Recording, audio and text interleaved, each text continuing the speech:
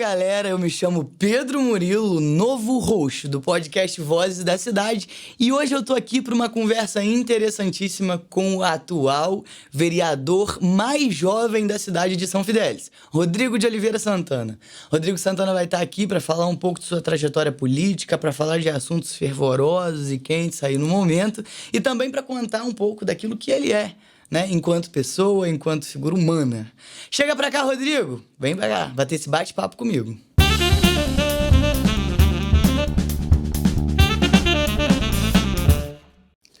Rodrigo Oliveira Santana. Muito obrigado pela sua presença. O Instituto Musical Ritmos, né, e o podcast Vozes da Cidade agradece a sua presença. A gente está muito feliz por ter você aqui. A oportunidade de bater um papo é realmente uma honra. E já apresentasse pra gente, falasse um pouco de quem é Rodrigo Santana. Show de bola. Pedro Murilo, meu amigo. Muito obrigado. Fiquei feliz de saber que você quer conduzir aqui a nossa conversa. Fiquei até mais à vontade.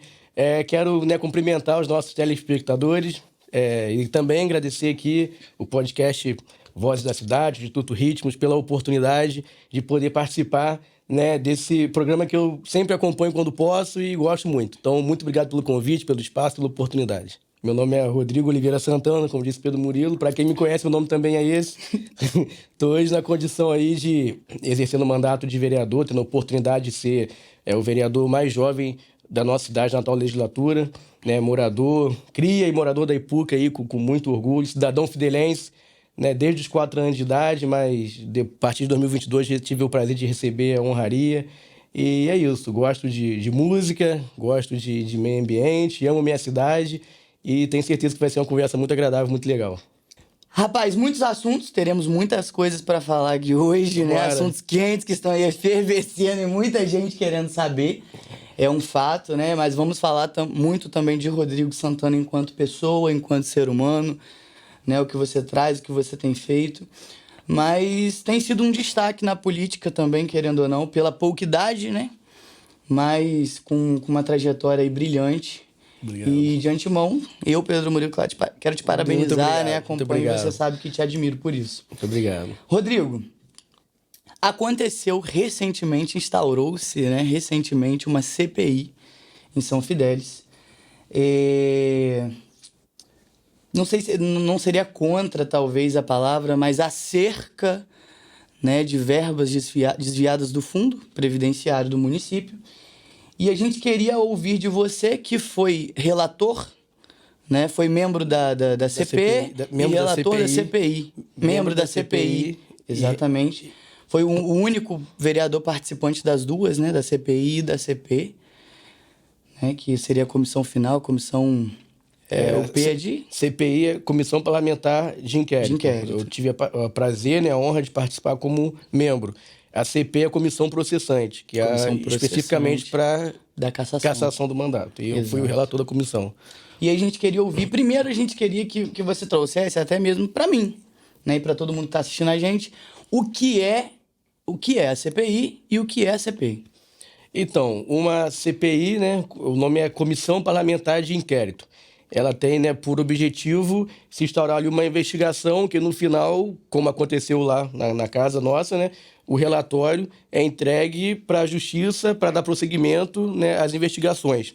Porque nós da Câmara, nós não temos, poder de prender ninguém, de investigar ninguém, de confiscar bens, que nós podemos fazer o que foi feito na CPI. Nós investigamos, tivemos acesso a dados, a informações, a depoimentos, interrogatórios que nós convocamos, as pessoas foram lá prestar seus esclarecimentos, e todo esse conteúdo ele é transformado em um relatório e é entregue às autoridades competentes, que a partir de então vai prosseguir da maneira que elas acharem, por bem. Então a CPI tem essa finalidade é uma comissão instaurada para poder se fazer uma investigação e após essa investigação concluída o relatório é encaminhado para as autoridades competentes. Ministério Público, Tribunal de Contas, Tribunal de Justiça, Polícia Civil e a quem for de direito. Sim. E a CP é uma comissão processante. Ela tem a finalidade exclusiva, é uma comissão exclusiva para poder se cassar ou não, o mandato do chefe do executivo. Então, assim, foi o que para muitos poderia ter sido um fardo, para mim foi uma honra muito grande poder, no meu primeiro mandato, poder participar de 2 comissões tão relevantes, que tiveram assim, né, um êxito tão grande do município, sobretudo a CP, que foi a primeira da nossa história. Então, assim, no meu primeiro mandato, né, sendo um vereador mais jovem, sendo um vereador de oposição, e poder ter essa responsabilidade de poder relatar a primeira comissão processante do nosso município, eu acho que foi algo assim que, particularmente para mim, foi algo enriquecedor, né, enquanto parlamentar, enfim, enquanto cidadão, achei que foi uma experiência também que eu poder ali trabalhar, né, para tentar se reparar uma injustiça que foi feita com os nossos servidores. Então, eu achei, assim, foi bem gratificante poder fazer parte dessa história da nossa cidade. Triste, porém necessária. Eu ia falar sobre isso, acho que, independente de lado político, infelizmente, né? Como cidadão fidelense, acho que ninguém gostaria de viver esse momento. Acho que se a gente pudesse isentar dessa parte histórica, com certeza, independente de oposição, né, ou não, nós não queríamos essa história para que não manchasse, né? Sim, correto. Mas ocorreu, não, já é um fato, não há como mudar. 7 milhões, Rodrigo? 7 milhões de reais desviado do nosso Fundo de Previdência Municipal. Para quem não sabe, o Fundo de Previdência está para o município, assim como o INSS está para a União. Então, o servidor público, né, do município, ele tem contribuição, né, como nós, servidores seletistas, temos nossa contribuição para o INSS, o servidor público municipal contribui para o Fundo de Previdência Municipal. É o dinheiro que vem descontando ali, que depois, futuramente, vai contribuir para a aposentadoria dele. E esse Fundo de Previdência foi, né, danificado, foi extorquido, roubado, né? 7 milhões de reais que deixou de entrar para os cofres públicos e foi para a conta, né, pessoal, conta particulares das pessoas envolvidas ali na gestão do Fundo de Previdência. O prefeito que teve o mandato cassado, a sua conta em si não esteve envolvida, né, nas transferências. Não. Inclusive, no processo de cassação, as pessoas, né, que tiveram esse dinheiro detectado em suas contas pessoais, as pessoas que geriam o fundo, elas alegaram que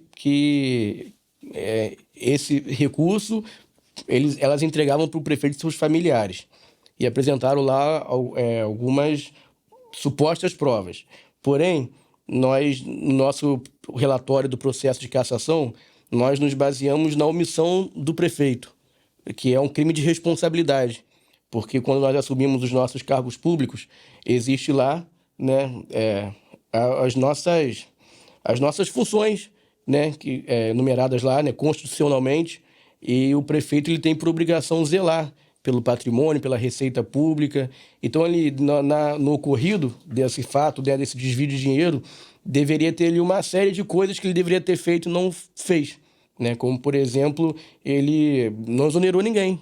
As pessoas, o dinheiro foi detectado em suas contas, as pessoas réu confessas vieram a público falar que realmente, né, desviaram aquele recurso. Nós achamos em suas contas a investigação acontecendo e partiu delas o pedido de exoneração da prefeitura.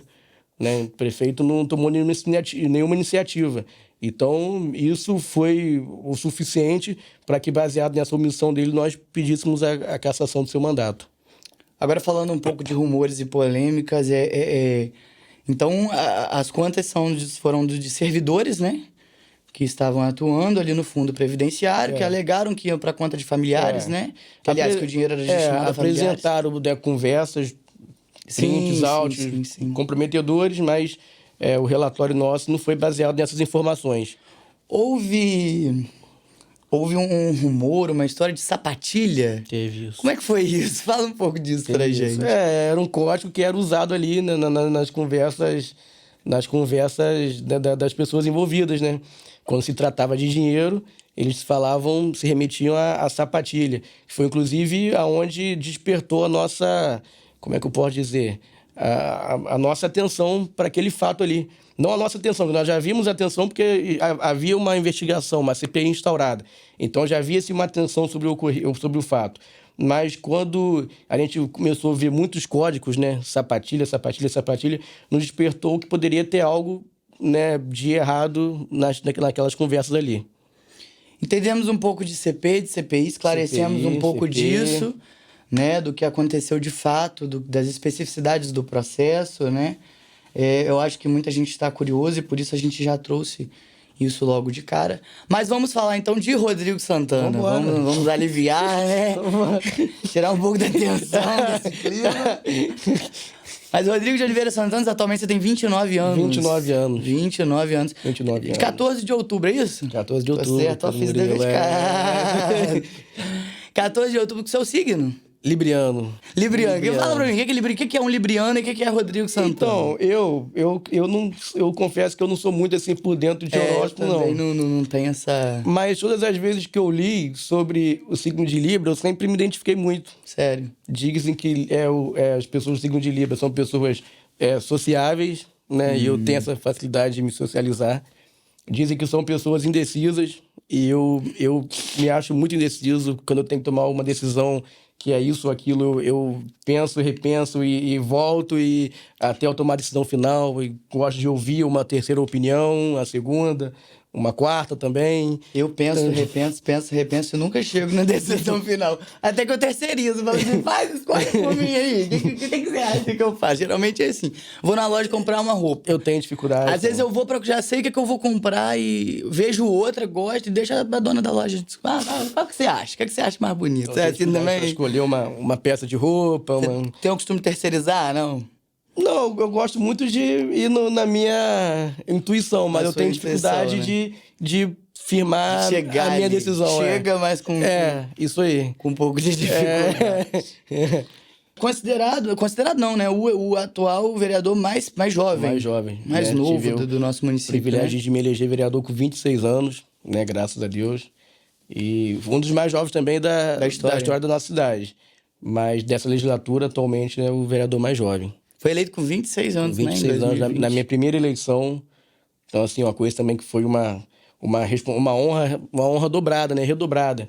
Assim, na época da eleição eu tinha 25 anos, então eu com 25 anos, né? De uma família humilde, né? Sem um apadrinhamento político, né? Eu tinha, assim, os meus corres que eu fazia, mas eu não tinha uma pessoa, uma liderança que, não, aqui, ó, você é meu candidato, vou te eleger e vambora. Tive várias pessoas que me ajudaram no decorrer da caminhada. Mas, assim, foi um projeto construído a muitas mãos. E na primeira eleição, né, você tem uma votação expressiva de 630 votos, numa campanha como foi a nossa, uma campanha com muitos voluntários, uma campanha, né, com muita juventude. Então, para mim, foi uma honra redobrada, porque a gente sabe que não é fácil. A gente que hoje que a gente exerce o mandato, a gente que está na política tem um prazer de poder conviver com outros políticos também. Então, a gente acaba ouvindo um pouco das experiências, dos relatos. Então, a gente vê que, realmente, Deus foi muito generoso comigo, mais uma vez. E mesmo antes de ser eleito vereador, né, em 2020, você participou, assumiu em 2021, né? Também foi candidato a deputado estadual, né, em 2022, teve 2.334 votos? 3.224 votos. Foi. Né? E foi eleito com 630 votos. Isso. Quando vereador. Né? Mas antes disso, a política já era viva e atual. Aliás, viva em você, né? Desde quando, Rodrigo? A partir de que momento? Quando foi que política e Rodrigo se encontraram? Pedro Murilo, eu acho que foi no dia que eu nasci. Porque, primeiro, que o meu médico, o médico que fez o meu parto foi um político. Inclusive, na minha... Tem papo de vereador, não, né? Sério, cara. É sério. Conta pra gente. Doutor Aécio Nance, foi deputado estadual, era médico de São Gonçalo. E ele era deputado e fez o meu parto, fez o parto da minha mãe. Doutor Aécio é o culpado. Não é o culpado. Se eu estiver assistindo isso. Inclusive, minha mãe fala também que quando ela foi fazer a ultrassom, para descobrir o sexo da criança. Olha só. Teve, durante muitas vezes que ela foi para fazer esse exame, não teve sucesso, porque a posição que eu estava sentado, dentro do ventre, lá não favorecia. Aí o médico perguntou, mas a senhora tem na sua casa algum funcionário público, algum político? Aí minha mãe falou, não, porque esse filho da senhora ele gosta muito de ficar sentado, eu acho que ele vai seguir uma dessas carreiras. Vai ficar na cadeira, ele vai assumir uma cadeira. Só que acho que ele deve estar equivocado, porque pelo menos a gente lá no nosso mandato, a cadeira... Trabalha em pé. Não, a gente senta lá para fazer alguns despachos e tal, mas nosso mandato é na rua, é com o povo. Mas foi um ocorrido também, um fato curioso da gestação. E no dia que eu nasci, né, a enfermeira foi... Essa história eu sempre falo dela. A enfermeira foi levar lá para meu pai poder me conhecer, isso no ano de 94, outubro de 94. Foram poucos dias depois da eleição presidencial daquele ano que Fernando Henrique Cardoso foi eleito presidente da República. E aí, na campanha dele, o marketing dele era levantar a mão. Eu já vi esse vídeo no YouTube, quem quiser também ver, é bem legal, que era as 5 metas do governo, era combater a inflação, era gerar emprego e tal. E aí, levantar a mão. E aí, quando a enfermeira foi levar a criança para meu pai conhecer, né, aquela criança linda, simpática, sorridente, eu fiz esse gesto com a mão, levantei a mão. Aí meu pai, super emocionado, começou a chorar, começou a falar, ai, meu filho aí, ó, meu filho tá com o Fernando Henrique Cardoso, meu filho vai ser presidente da República. E aí, eu acho que meu encontro com a política deu a partir disso, porque na minha casa, na minha família, nunca teve engajamento político, as pessoas lá, meus pais, meus tios, assim, nunca, sempre votaram, exerceram sua cidadania, mas nunca foram, né, nunca entraram assim numa campanha eleitoral e tal, nunca foram muito de debater isso em casa. E eu, desde muito novo, eu tinha essa particularidade. Gostava muito de ler sobre política, jornal, gostava de assistir jornal, gostava de ver horário eleitoral, colecionava santinho, entendeu? Eu chegava à época de eleição, eu ia pra rua, criança, e chamava o nome de todo mundo, fulano de tal, número tal, tal, tal, e dava tchau, e achava aquilo o máximo. Via um candidato a vereador, que às vezes era ali um morador do bairro, mas o cara era candidato e eu achava aquilo, caramba, ali o cara é candidato. Aí chamava ele, vibrava e falava que ia votar, eu nem tinha idade para isso. Então, assim, desde muito criança eu sempre tive essa particularidade de gostar muito de política. Na escola, sempre fiz parte aí de movimento estudantil, de grêmio. Na igreja também, sempre estava ali envolvido ali com as lideranças. Então, eu acho que é uma coisa... bem, não sei, eu acho que foi... Porque ser político vai muito além do que a gente imagina, se né? você me perguntar a partir de quando eu passei a gostar de política ou querer fazer política, eu não sei de responder, porque é algo que eu tenho, assim, no meu entendimento desde Talvez sempre. você já fazia política antes de saber, de fato, literalmente, o que é política. Acredito. Acredito. Em 2016 foi a última eleição, né? Sua última eleição não concorrendo, não participando, né? Nessa eleição você apoiou o doutor Elson Lai. Doutor Elson Lai, advogado dos pobres. Grande amigo, mandou um abraço para ele, seus familiares. Para mim foi uma honra poder participar daquela campanha dele em 2016. Na época eu morava em Campos, eu estudava lá, trabalhava lá, mas como eu tinha entendimento e sabia da importância daquele momento para mim, porque muitas pessoas não tinham essa visão, mas eu sabia que seria minha última eleição enquanto não candidato. Então eu fiz muita questão de participar, de me envolver, porque eu queria muito, assim... Eu sabia que por conta da pouca idade, eu chegando na eleição, 25 anos, candidato a vereador, muita gente talvez poderia achar que não poderia não levar a sério. E eu já tinha essa preocupação há 4 anos antes. Não. E aí, em 2016, eu tinha essa visão de que era importante eu participar daquele pleito, me envolver, enfim, me engajar, porque para as pessoas saberem que eu poderia ser um possível... Você já aproveitou aquele momento, né, para investir na sua futura candidatura em 2020. Eu vinha de Campos todo dia, meu expediente lá acabava às 5 horas da tarde. Você trabalhava? Eu morava em Campos, né? Eu estava vivendo em Campos, morava lá, eu vinha para São Fidélis, ia para Pecuária, ficava lá no dedinho lá para pegar carona, chegava aqui à noite, ia para os comícios, subia no palanque, discursava lá, pedia voto para Elcinho. No outro dia, 5 horas de manhã, eu pegava um ônibus da prefeitura, né, da faculdade, e voltava para Campos. Só essa missão toda só para ter o prazer de estar aqui. E era voluntário na campanha dele. Porque primeiramente eu acreditava nele, achava ele preparado naquela eleição, achava que era a nossa melhor opção. E outra porque eu realmente tinha prazer naquilo. Então, para mim, não era nenhum fardo. Eu vim de Campos, no outro dia acordar cedo, voltar, e de noite voltar também. Eu achava aquilo o máximo. 3 anos depois, 2019, o mês 7, né, julho, você é aprovado para o Renova BR. Tô certo? Certíssimo. Um movimento que você fez parte, acredito que agregou muito, né? Muito. É uma escola, né? É uma escola de formação política. E mais de 30 mil inscritos, que foi aquele processo seletivo de 2019, a gente teve o prazer de ser um dos selecionados. E foi algo também assim que agregou muito para minha vida pessoal e também para minha carreira política, né? Me deu muita bagagem, me ajudou muito a me preparar para exercer a função que a gente exerce hoje. Aí para a juventude que está assistindo a gente, que tem interesse político, né, que tem afinidade com essa área, fala um pouquinho, o que é esse Renova BR? Assim, você já falou que é uma escola, né, mas Ela é uma escola de formação política, mas ela é sem viés ideológico. Ela não quer formar o político para ser de esquerda ou para ser de direita.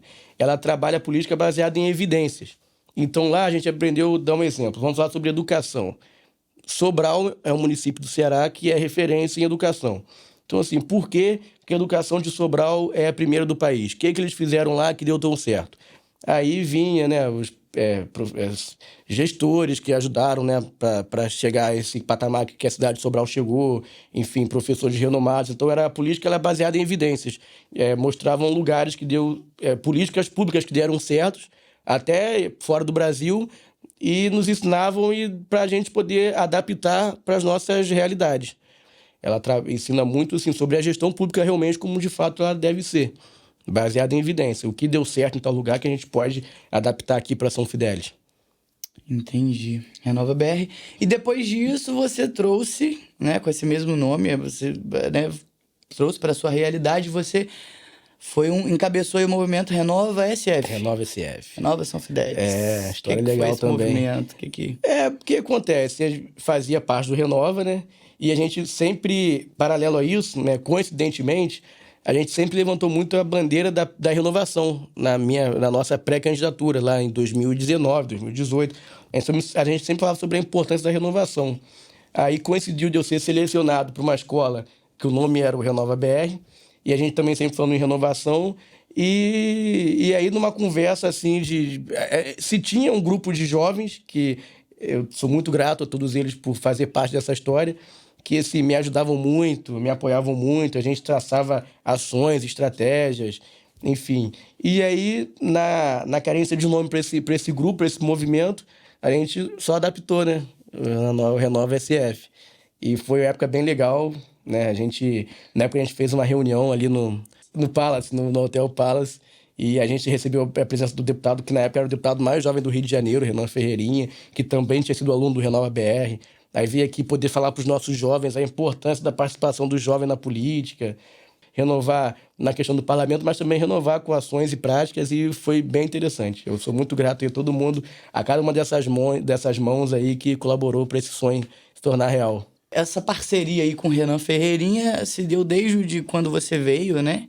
Se candidatou como vereador. É uma parceria que, de alguma forma, existe até hoje. Né? A gente se conheceu no Renova BR, né? E a gente também era colega de partido naquela época, naquele momento.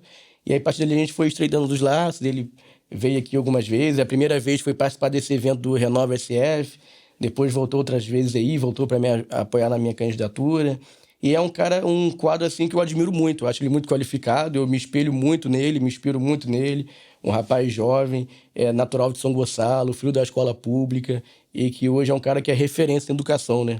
Se formou em Harvard e hoje, com seus 30 anos, é secretário de educação da maior rede de educação da América Latina, que é a cidade do Rio de Janeiro.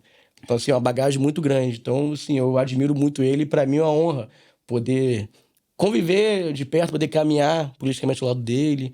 Eu acho isso bem, bem legal. Esteve com o senhor presidente Geraldo Alckmin algumas vezes. Foi maneiro também. Inclusive fez uma postagem muito interessante, encontro de dois futuros presidentes. Mas isso é muito bacana, é muito bacana. E a gente... Foi. E sim, foi a primeira vez que eu estive com ele, 14 de abril do ano passado. Tá até se aproximando agora aí, né, a data.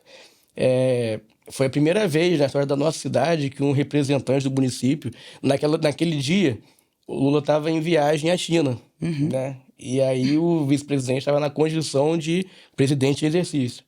E aí ele me recebeu no gabinete do presidente. E foi maneiro. Importante. Dois grandes... Foi a primeira vez na nossa história que isso aconteceu, que um presidente recebe um representante da nossa cidade. Nenhum prefeito nosso tinha passado por essa experiência. Olha aí. Graças a Deus toda a honra e toda a glória, e é isso. Trabalho que gera resultado. Rodrigo, dois grandes feitos, falando agora de verba pública. Você, na pandemia, você trouxe R$1 milhão ao lado de Hugo Porto, né? Você trouxe R$1 milhão, a aquisição de um tomógrafo. Foi.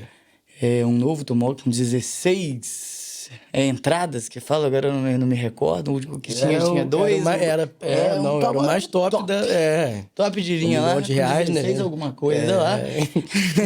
De R$1 milhão. E agora, recentemente, com o Geraldo Alckmin, né? Ele assinou 653 mil reais. 53 mil reais. Pro Armando Vidal. Pro Hospital Armando Vidal. Esse do tomógrafo a gente foi em 2021, foi uma das primeiras conquistas do nosso mandato. A gente vivia naquele momento o auge da pandemia e, na época, o tomógrafo do município estava quebrado. E a gente tinha que levar os pacientes nossos, né, para Itaocara, para o município fazer tomografia. E no Covid, o primeiro exame para detectar a doença é a tomografia. E aí, se perder tempo levando o paciente para outro município, sendo que lá também eles já estavam sobrecarregados com as demandas deles. E aí, muito sensibilizado com isso, no dia que minha avó precisou de a tomografia, nós chegamos no hospital com ela. Era uma suspeita de um derrame, né? Minha avó hoje está com 85 anos. Era suspeita de um AVC, graças a Deus não se concretizou isso. Mas tinha que fazer a tomografia e não tinha um aparelho. E aquilo, naquele momento, eu já estava exercendo um mandato, aquilo eu me senti extremamente, assim, impotente. Falei, poxa, não é porque na condição de que eu estou vereador, tem que chegar aqui, minha avó tem que dar um jeito e fazer o exame para ela. Não era isso. Mas era assim, caramba, minha avó está aqui no hospital, não tenho tomografia para ela fazer e eu tenho uma parcela de responsabilidade sobre isso. Né? Não é porque ela queria que desse um jeito para fazer, mas eu me senti, de certa forma, culpado por aquela situação. Embora não fosse culpa minha, mas eu senti que eu poderia colaborar para que não acontecesse de novo, para que outras famílias não passassem o que a gente passou. E aí conseguimos com o deputado federal Luiz Antônio, parceiro aí, né, nosso, parceiro do Igor Porto, uma verba de R$1 milhão para comprar o aparelho do tomógrafo, que, como você falou, top dos tops, né? E tal. De 12. Mas, infelizmente, Pedro Brilo, esse dinheiro nunca se materializou no tomógrafo. Nunca foi comprado o aparelho, porque a prefeitura, né, enfim, firmou um contrato com a Climagem, aquela clínica que tem ali. Seria a primeira vez que os serviços de tomografia não seriam mais terceirizados, né? O aparelho seria do município. O aparelho seria do município. Mas aí, como tinha um contrato com a Climagem, eles não poderiam ter um aparelho de tomografia. Deveria pagar o aluguel para usar o aparelho da clínica particular. Né? E foi isso. Nunca responsabilidade do Poder Executivo, né? Fiz o meu papel, foi uma frustração na época, mas a política tem disso também, infelizmente, né? Mas o recurso veio, foi para o hospital, espero ter sido usado da melhor forma possível, como também esses R$653 mil que o presidente Geraldo Alckmin mandou para o hospital, foi utilizado para custeio, que é para as manutenções ali, né? Do dia a dia. Insumos, né? Exatamente, insumos. E teve também uma emenda também, assim, recentemente foi em janeiro, um recurso que a gente conseguiu, que eu fiquei extremamente também satisfeito, muito feliz, que foi para a PAI. Um recurso de R$300 mil, que nós conseguimos com o deputado federal Marcelo Crivella. Ele veio pessoalmente aqui entregar à direção o documento, formalizando, né, esse recurso, que já está inserido no orçamento da União, e em questão de pouco tempo já vai estar na conta da PAI, uma instituição que faz um trabalho muito legal, e eu fiquei muito satisfeito de poder contribuir, né, porque na ocasião a diretora da PAI me contou que existem um número relevante de crianças que estão na linha de espera, na fila de espera da PAI, e eles não podem atender porque não tem estrutura física para isso. Tem até uma estrutura... não tem estrutura... Tem estrutura pessoal, qualificado, ótimos profissionais, mas não tem estrutura física. E com esse recurso de R$300 mil, que nós conseguimos através do nosso mandato, eles pretendem aumentar lá as salas, né, os espaços, para poder atender essas crianças que estão na fila de espera. Então, assim, eu fiquei extremamente honrado em poder dar contribuição para uma instituição que faz um trabalho imprescindível, né, para tantas famílias. Então, foi também um recurso aí que a gente conseguiu, que eu tenho muita honra aí, né? Então, foi esse R$1 milhão para o tomógrafo, né? R$1 milhão para o hospital, não virou tomógrafo, mas veio para o hospital. 653 mil para o hospital também, com o Geraldo Alckmin, sim, e R$300 mil para a PAI. E agora também, em viagem recente a Brasília, agora no mês de fevereiro, nós tivemos lá para pleitear um recurso, né, de R$500 mil para o lado dos idosos, para fazer uma reforma lá que a instituição precisa. A gente esteve lá em fevereiro, corri gabinete lá deixando esse ofício, e o deputado federal Bandeira de Mello se comprometeu a nos atender. Então, acredito também que em questão de meses o lado de nós também vai ser contemplado aí com a emenda parlamentar e esforço do nosso mandato. Rodrigo, até 2019, eu pude verificar que você, eu não sei se filiado, mas participava, estava ali ativamente com o PSB, de número 40. 40. Né? E em 2019, que é abril de 2019, né? De 2020 ou 2019? 2020, você veio se filiar ao PSD de número 55. Né? Para vir, então, candidato a vereador. Isso. Fala um pouco disso, dessa mudança, o que ocorreu, ideologia política, questão política mesmo, eleitoreira, para que fosse mais viável. Exato, exatamente. Eu era filiado ao PSB, né? E eu também tinha a função de presidente da juventude do partido. Sim. Aqui no município. Foi uma época bem legal também. JSB, né? JSB. Pedro Murilo, você tá... legal. Legal. Isso que é um bom apresentador, né? É bem legal. Mas eu era presidente da juventude do PSB, a JSB, e também foi uma época bem interessante da minha vida, da minha história, que nós nos reunimos na Câmara, jovens, enfim, ali era uma juventude de um partido, mas no final ficou algo muito plural, que ali a gente era muito além do que debater um partido, era debater a cidade. Mas a gente usava, né, a nomenclatura, né, dos juventudes do partido, né, usava ali, a gente tinha como partido, a gente podia solicitar o espaço da Câmara para nossas reuniões, então a gente fazia isso, reunia ali 50 jovens, 40 jovens numa tarde de sábado ou de domingo para debater a cidade, cultura, educação, enfim, e enfim, as pautas da juventude, era bem interessante. E quando chegou a eleição de 2020, né, para a gente poder ser candidato, existe uma série de fatores. Você precisa estar afiliado a um partido, esse partido precisa ter uma chapa de... Hoje, né, são 10 candidatos, desses 10 candidatos, 3 têm que ser mulheres, e o somatório desses votos tem que dar 2.500 votos para eleger um vereador. Então, assim, é um jogo de xadrez, é uma matemática. Então, às vezes, a gente tem que fazer certos movimentos para poder ter viabilidade eleitoral. Então, eu fazia parte do PSB, que não tinha esses 10 candidatos, que não tinha essas 3 mulheres, e o somatório ali era bem provável que não daria essa votação necessária para eleger um vereador, que era 2.500 votos. E sendo assim, eu tive que entrar no PSD. Então, até hoje, é um partido que eu gosto muito de fazer parte. É o presidente estadual, o prefeito do Rio, Eduardo Paes. Temos aí a segunda maior bancada da Assembleia do Estado, temos grandes parlamentares, um partido que sempre me acolheu muito bem, me deu a oportunidade de poder ser candidato a deputado estadual, que também eu achei que foi muito honroso para mim, que eu estou no meu primeiro mandato, né, vereador de interior, e o partido me permitiu, né, a possibilidade de poder pleitear uma vaga, né. A gente sabe que é uma briga muito grande, muito injusta, porque envolve recursos financeiros, né, que são às vezes desproporcional para a nossa realidade, envolve também uma eleição a nível de estado. Então, uma cidade como a nossa, que tem 22 mil votantes, né, e existe um bairro da cidade do Rio, muitos bairros da cidade do Rio, que tem muito mais do que isso. Acho que, não sei, Campos dos Goytacazes existem bairros com mais de 22, eu não sei. Acredito, Guarulhos ali, né? Então, assim, mas eles me deram a possibilidade de poder concorrer à eleição e aquilo me deu visibilidade, aquilo aumentou meu network, então, assim, me abriu também portas no partido. Então, assim, eu sou muito grato de hoje poder estar integrando o PSD.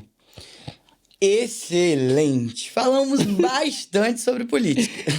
Né? A gente falou bastante sobre política. É inevitável, né? Inevitável. Um vereador de 29 anos e seus feitos, seus destaques, ótimo, maravilhoso. Mas agora vamos se ater um pouco mais a Rodrigo Santana. Vambora! Rodrigo Santana, cultura. Gosto. Define pra mim o que é cultura pra você, a importância disso. Eu acho que cultura, Pedro Murilo, é tudo aquilo que identifica um povo. Então pode ser qualquer coisa, pode ser a nossa culinária, pode ser a nossa dança, pode ser a nossa forma de se vestir, pode ser a nossa forma de falar, de se expressar.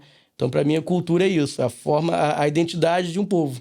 E eu gosto muito dessa pauta. A gente teve o prazer de participar do GART. Do GART, um beijo de Helena e todos os colegas gartianos, que é um grupo de teatro que tem aqui no município, e eu fiz parte, o Pedro Murilo também fez. Enfim, eu gosto muito dessa pegada, eu gosto muito de música, enfim, gosto de conhecer lugares, conhecer histórias. E o nosso mandato a gente procura também... Eu falando de política de novo, né? Mas a gente procura sempre dar uma atenção nessa pauta também, que é muito importante. A gente aprovou uma lei no ano passado, que agora vai ser colocada em prática, que todo evento do município que tenha artistas de renome nacional, né, como Exposição Agropecuária, Festa de São Fidélis, tenha a obrigatoriedade de pelo menos um artista local se apresentar. Seja na abertura do show, seja para finalizar o show, seja um palco alternativo, né? Palco 2, que existia um tempo atrás. Então, um projeto que visa... Isso, se a gente teve essa iniciativa na festa do ano passado, que fizeram, né, festa com cachês exorbitantes, mas todo mundo se questionando que não deu espaço para o artista local se apresentar. Eu lembro que um dia antes da abertura da festa, Célia Furtado fez uma apresentação para comemorar os 50 anos da escola de música dela, Amor de Índio. E fez uma festa na quadra de esporte e teve que pedir, mandar um abraço para ela, sou muito fã. Mas o que ela fez ali, ela fez com patrocínios, recursos próprios, enfim, ajuda dos alunos. Em plena festa de São Fidélis, uma escola de música nossa comemora 50 anos. Na minha cabeça, aquilo tinha que estar, no mínimo, na programação oficial da festa. O primeiro dia do evento vai estar lá Amor de Índio tocando. Enfim, eu acho que faltou isso. E aí, a partir disso, a gente fez essa lei. Que em todo evento do município que tem artista de renome nacional, tenha também a participação de pelo menos um artista local. Né? A gente também teve um apoio que a gente deu para a banda 22 de outubro, que a gente conseguiu viabilizar com a Prefeitura do Rio uma apresentação nos Arcos da Lapa. Foi um dia muito memorável também, né? Que tivemos lá muitos jovens da banda que tiveram ali sua primeira possibilidade de poder conhecer um ponto turístico mundial, né? Que é os Arcos da Lapa. E a Prefeitura do Rio arcou com todo o evento e também deu um patrocínio de R$25 mil para a banda. Então, assim, foi legal porque ajudou a divulgar a banda para o mundo, porque lá tinha turistas de todo mundo, que da hora parou, dançou, chorou, e também deu um apoio financeiro para uma instituição também que há anos vem lutando aí para poder, né, resistir no cenário cultural da cidade, né? E é muito importante. Amo cultura. Olha só o que Deus faz na vida da gente. De mim e eu na vida de todos que somos da igreja.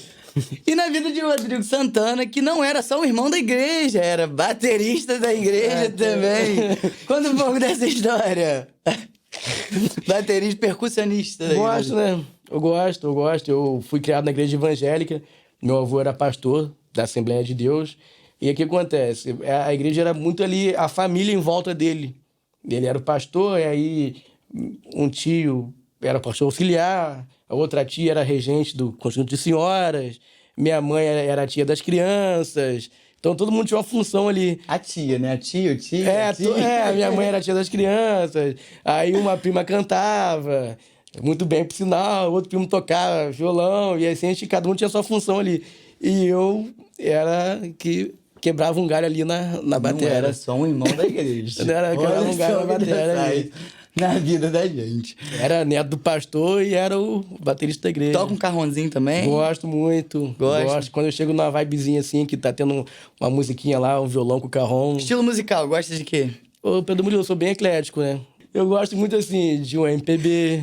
Muito gosto muito de um sambinha também. Acho muito legal um pagodinho. Eu curto um reggae também. Eu gosto de tudo um pouco. Sou bem... Eu gosto de ouvir um louvor também nos meus momentos, muito assim. Bom, né? Eu acho que refortalece a gente. Então, assim, eu gosto... Música é momento, né? Sim. Então, tem momento que você quer extravasar, ouvir algo, né, mais enérgico. Tem momento que você quer ouvir algo mais relax, mais de boa. Mas eu amo música. Não consigo viver sem música, não. Quando eu tô no gabinete trabalhando, tem uma musiquinha tocando. A gente vai pegar a estrada, tem que ter uma musiquinha tocando. No meu dia a dia, se eu estiver em casa de boa lá, refletindo, pensando... Eu sempre gosto de ter uma musiquinha fazendo um teatro, musical. Música, isso tem uma teatro, coisa que o Rodrigo Santana gosta muito também, é de natureza, né? Curto também. Natureza, biodiversidade, sustentabilidade, também. É algo que tá bem aí visível, né? É uma pegada também que eu sempre tive muita sensibilidade para essa questão ambiental. Sempre gostei de poder, desfrutar de paisagens, de belezas naturais. Eu acho que isso revigora a gente. E aí, né, tive o privilégio de, aos 4 anos, vir para São Fidélis, uma cidade repleta de belezas naturais. Então, assim, eu sou encantado. Não tem um dia que eu moro na Ipuca, né? Então não tem um dia que eu atravesso aquela ponte e não contemplo aquela beleza que é o nosso Rio Paraíba do Sul. E é quando tem aquele pôr do sol.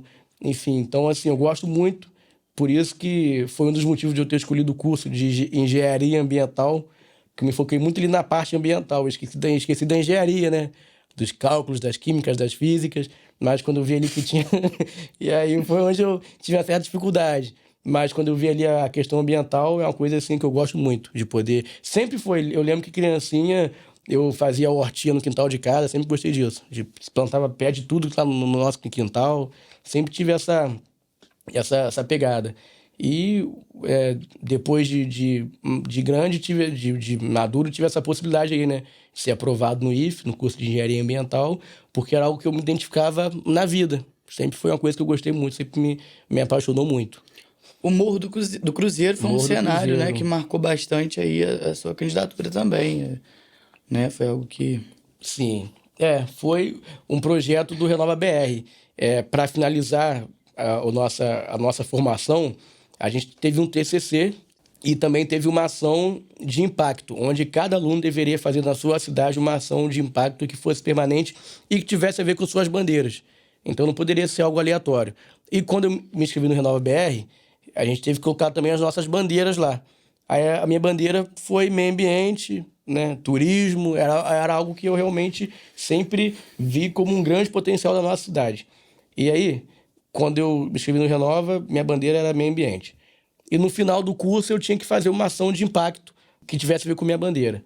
E aí, conversando com meus amigos desse movimento que eu te falei, né, o Renova SF, a gente teve a ideia de fazer uma ação de revitalização no Cruzeiro, que era um espaço que eu já conhecia e frequentava, porque eu gostava de ir lá por conta da vista, ver aquele cenário lá se tem uma visão maravilhosa da cidade.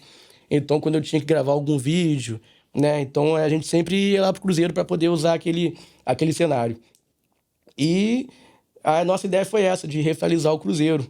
E foi uma ação que realmente gerou um impacto muito grande, foi muito além do que eu imaginava que poderia ser. Eu nunca imaginei que poderia tomar a proporção que tomou. Então, assim, eu não tenho dúvidas de afirmar que o Cruzeiro que me apresentou para a cidade. Muita gente me conhecia, né?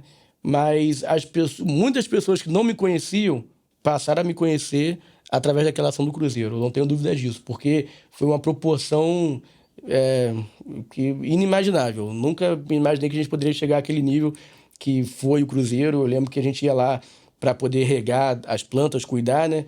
E assim, era 2 cruzeiros antes e depois da revitalização. Quando eu falo 2, não é só na questão da aparência do lugar.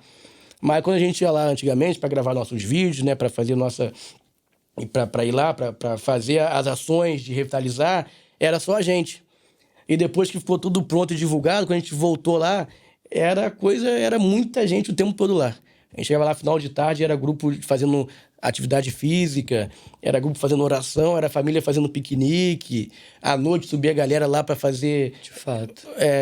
Fazer resenha lá, carro de som. Então, assim, foi... a todo momento que você chegava ao Cruzeiro, tinha muita gente. Eu ficava assim, caramba, o negócio deu certo. E as pessoas me reconhecendo, as pessoas compartilhando, elogiando. E, assim, eu tenho um orgulho muito grande de poder ter dado o meu pontapé inicial ali no Cruzeiro.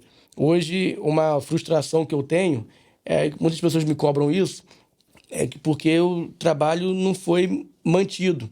Mas não era isso. Quando a gente fez aquela atividade lá, aquilo foi feito com objetivo.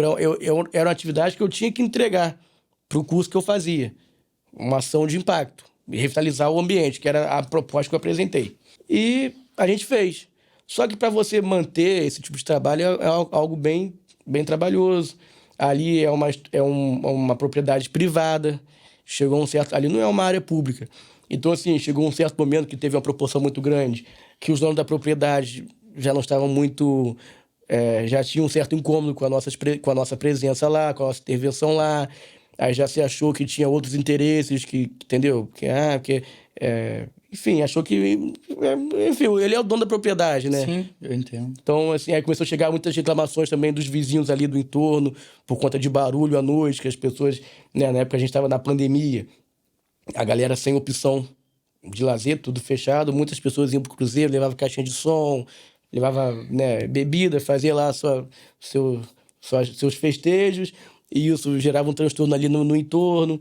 Então, aí chegou um certo momento que ficou dificultoso e, sobretudo, também as demais demandas do mandato, né? O mandato, ele é uma coisa que requer da gente muito tempo e aí, por conta disso, a gente não conseguiu dar sequência ao trabalho do Cruzeiro. Mas hoje, assim, no momento, eu não penso em voltar a fazer qualquer iniciativa lá, porque a gente está se aproximando das eleições. Então, se a gente fizer isso agora, vai parecer que é oportunismo, mas realmente eu tenho essa frustração de ser de um projeto que a gente não deu a sequência como nós gostaríamos. Mas acredito que no momento oportuno nós vamos ter condições de poder fazer mais pelo Cruzeiro e até pela nossa cidade também. Você chegou a falar um pouco disso, né, Rodrigo? Em 2022, você recebeu o título, abril de 2022, você recebeu o título de cidadão fidelense, não só você, mas também a sua mãe. Foi. Né? Vocês receberam o título de cidadãos fidelenses. Comentou que aos 4 anos você chegou em São Fidélis. E de onde veio o Rodrigo Santana? Pedro Murilo, Rodrigo Santana veio do Salgueiro, em São Gonçalo. Aí o que acontece? A família da minha mãe é daqui, de São Fidélis. Meus avós maternos são daqui, São Benedito. Eles foram nascidos e criados ali, trabalharam na fazenda. E quando eles eram jovens, eles foram para o Rio em busca de oportunidade de emprego, melhoria de vida. O êxodo rural, né? Que era bem comum naquela época. E lá no Rio, minha mãe nasceu. Minha mãe é a caçula de uma família de 7 irmãos. Os 6 irmãos dela nasceram aqui em São Benedito, São Fidélis. E ela foi a única filha dos meus avós que nasceu no Rio. Aí lá no Rio, lá em São Gonçalo, ela conheceu o meu pai, que é também retirante nordestino.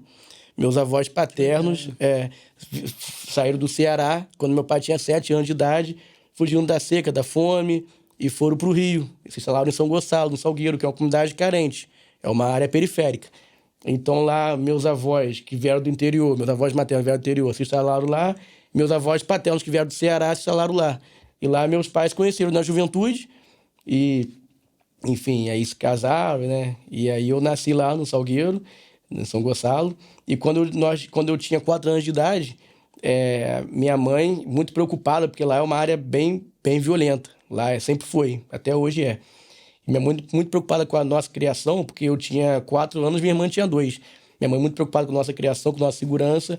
Ela quis voltar para cá, que era a terra que, embora ela não tenha nascido aqui, ela conhecia muito bem, porque ela vinha passar as férias de infância aqui, ela sempre vinha aqui visitar os familiares, os tios.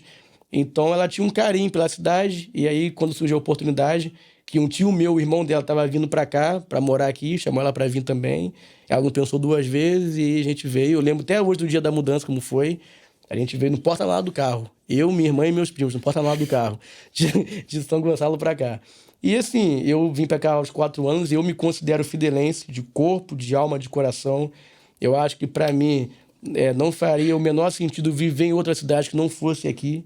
Eu sou muito grato a Deus, me sinto muito privilegiado. Sou muito grato aos meus pais, porque eu não sei o que seria de mim se a gente ficasse lá em São Gonçalo. Poderia, né, ter realmente obtido muito sucesso, como a gente teve aqui, a cidade nos acolheu, mas também como poderia ter acontecido uma fatalidade, como já aconteceu com um primo meu, trabalhador, né, preto, periférico, que indo trabalhar, levou um tiro de fuzil em uma operação policial que estava entrando na comunidade, ele indo trabalhar, enfim, foi um dos alvos.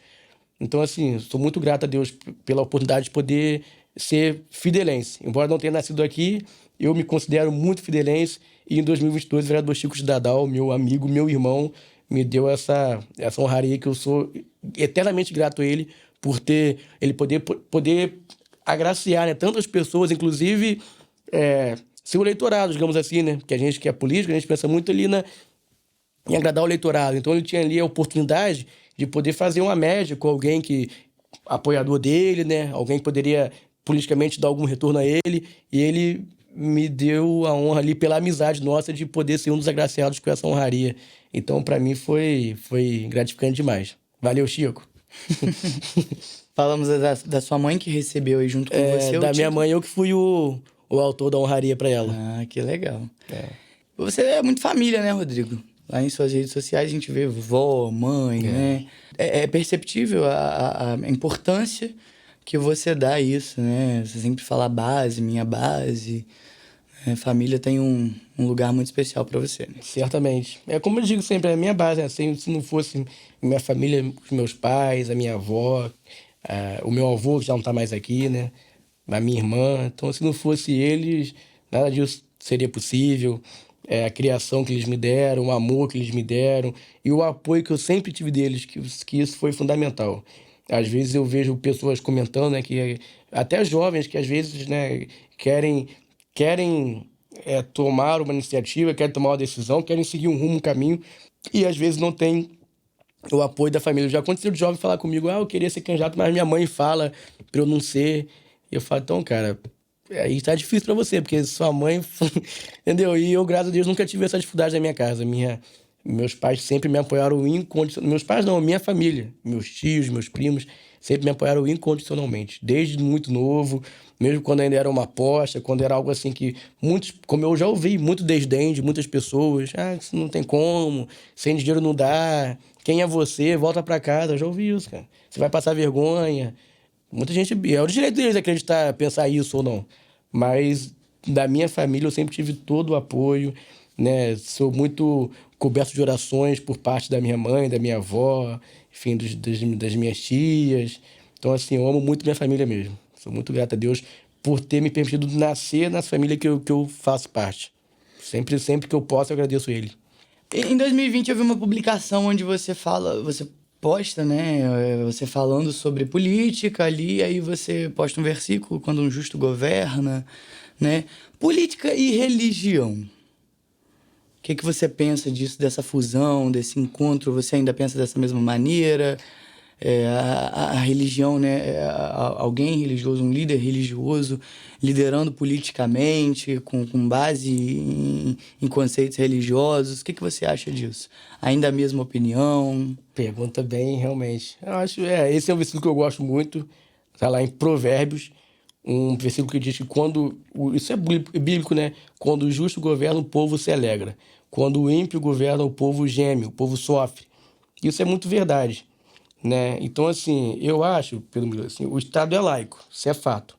Então, de fato, eu acho que o Estado, ele não pode tomar as suas medidas baseadas em fundamentos religiosos. Não pode. O Estado, ele é laico, ele não tem que tendenciar para lado nenhum. Mas acho também que ele não ele não impede que uma pessoa que tenha fé ocupe os espaços. E eu, assim, cara, eu falo por mim, eu sou muito temente a Deus. E a Bíblia diz também que isso é o princípio da sabedoria. Então, assim, muitos posicionamentos, às vezes, eu deixo de tomar pelo temor que eu tenho, o princípio que eu tenho pela palavra de Deus. Então, assim, eu acho que realmente a gente vive um momento delicado, onde está sendo muito confundido, onde realmente muitos pastores têm entrado, de fato, né, na questão política. Eu acho que isso tem que ter um cuidado, né? Sim, é uma liderança, ele está ali realmente para orientar seus fiéis, mas a gente não pode perder o foco. O pastor ele é para cuidar de vidas, né? Para levar a palavra. E às vezes né, é preocupante quando... Eu não estou falando assim de maneira específica, não, falando de maneira muito geral. Né? É muito preocupante quando, às vezes, alguns né, se apropriam né, das suas lideranças, né? Se apropriam ali do seu rebanho, digamos assim, né, de fiéis, para poder, às vezes, por interesses, enfim, particulares, impor uma verdade. Então, assim, eu acho que a política tem que ser ocupada por pessoas que têm um temor, eu tenho esse temor, enfim, mas você pode ver também que no meu mandato, não usa a questão religiosa no meu mandato, eu tenho, sim, como a gente está falando aqui da questão pessoal, eu tenho a minha particularidade pessoal, a minha história, e né, que me leva a isso. Tem a minha Seus fé, valores, a minha né, criação, exatamente. são construídos em cima também de um ensino que é cristão. Mas, de fato, isso não norteia a forma como você... Tenho o meu mandato, tenho as minhas convicções, mas eu procuro ali, na exercício do meu mandato, enfim, não basear o meu trabalho em cima disso. Baseia a minha vida. Sim. Se eu for tomar uma decisão, eu gosto de orar antes, eu gosto de pensar... Se eu fizer isso, né, o que Deus vai pensar. Eu sempre penso isso, que Deus vai pensar de mim, se Deus vai concordar, se não vai. Mas eu jamais uso a tribuna para falar que tem que ser assim, porque, enfim, sim, tá na palavra.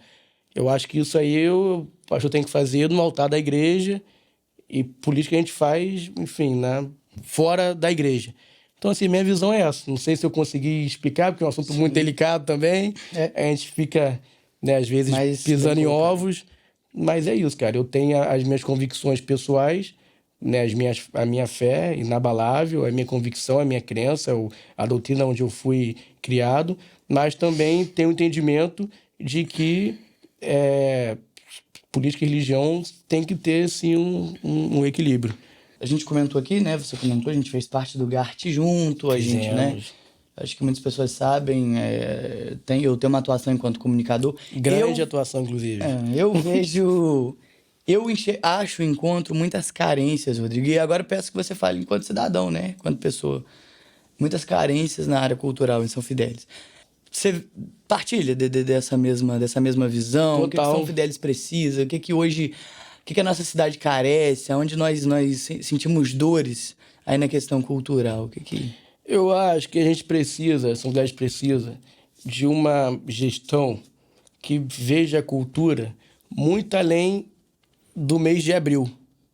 Que hoje o nosso calendário cultural é basicamente abril.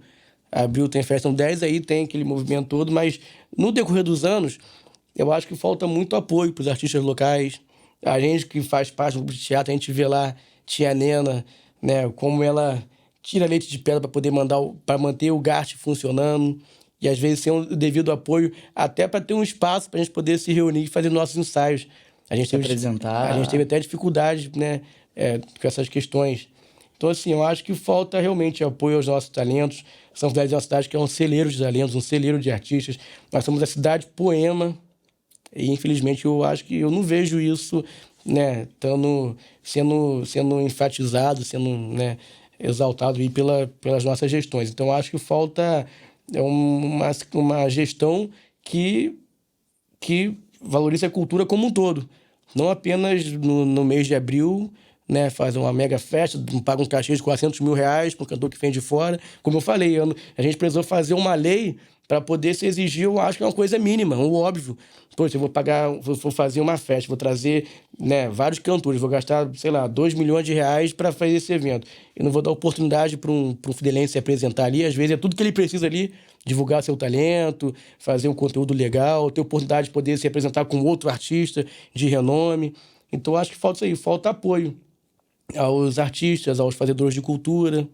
Você vê, a gente tem uma banda centenária, 22 de outubro é um patrimônio histórico, um patrimônio cultural, material. E, poxa, a banda, ela sobrevive, cara. A banda ali, ela passa a situação, né, que a gente teve a oportunidade de poder conviver um pouco de perto ali, para poder ajudar. Então, assim, eu acho que a banda não era para ser lembrada só no mês de abril para vir fazer Alvorada. Era para a gente ter a banda aí sempre prestigiando os eventos, enfim, sempre... Enfim, para fazer parte realmente da nossa rotina cultural. E é uma pena. Então, acho que falta isso aí. Falta apoio aos nossos fazedores de cultura, aos nossos talentos.